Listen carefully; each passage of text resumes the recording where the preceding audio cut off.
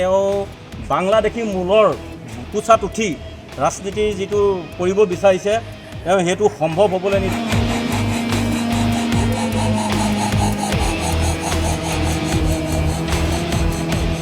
দেখিবলৈ পাইছোঁ তেওঁ মুখ্যমন্ত্ৰীৰ বিৰুদ্ধে বিটিআৰত যিটো বক্তব্য দাঙি ধৰিলে, তেওঁ গতিয়াত লাট মাৰিব লাগে বুলি তেওঁ যিটো বক্তব্য ৰাখিলে, তাক আমি হিন্দু যুৱ ছাত্ৰ পৰিষদ লখিমপুৰ জিলাত ধিক্কাৰ জনাইছোঁ আৰু আমি তেওঁক সকীয়াই দিছোঁ যে তেওঁ বাংলাদেশী মূলৰ বুকুচাত উঠি ৰাজনীতিৰ যিটো কৰিব বিচাৰিছে তেওঁ সেইটো সম্ভৱ হ'বলৈ নিদিওঁ। আৰু আমি এটা কথা তেওঁক সকীয়াইছোঁ যে তেওঁ হিন্দু অঞ্চলসমূহত আমি অসমবাসী ৰাইজক আহ্বান জনাইছোঁ, হিন্দু অঞ্চলসমূহত তেওঁ প্ৰৱেশ নিষিদ্ধ কৰিব লাগে। আপোনাৰ মিয়াসকলৰ হিয়াৰ আমঠু আপোনাৰ অখিল গগৈ ডাঙৰীয়া, শিৱসাগৰ সমষ্টিৰ বিধায়ক অখিল গগৈ ডাঙৰীয়াই বিভিন্ন সময়ত আমাৰ যি অবৈধ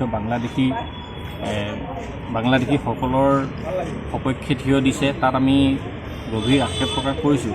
আজি কিছুদিনৰ আগতে বিটিআৰত তেওঁ তেওঁ উপস্থিত হৈ আমাৰ সন্মানীয় মুখ্যমন্ত্ৰীগৰাকীক যে আপোনাৰ লাট মাৰি বিটিআৰৰ পৰা খেদিব লাগে বুলি টুলুঙা মন্তব্য আগবঢ়াইছে। তেওঁ এইটো কথা জনা উচিত, যিহেতু তেওঁ এখন সংবিধানৰ শপত লৈ যি অসাংবিধানিক মন্তব্য আগবঢ়াইছে তাত আমি গভীৰভাৱে দুখ প্ৰকাশ কৰিছোঁ।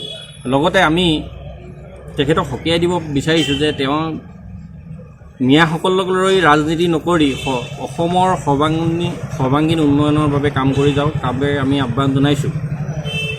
আমি আজি লখিমপুৰ জিলা সমিতিৰ উদ্যোগত আমি আজি সদৰ থানাত তেখেতৰ বিৰুদ্ধে যিহেতু অসমৰ মুখ্যমন্ত্ৰীগৰাকীৰ বিৰুদ্ধে তেওঁ যিভাৱে আপোনাৰ টুলুঙা মন্তব্য কৰিলে, তাত আমি দুখ প্ৰকাশ কৰি আমি তেখেতৰ বিৰুদ্ধে আমি লখিমপুৰ সদৰ থানাত এখন এজাহাৰ দাখিল কৰিছোঁ।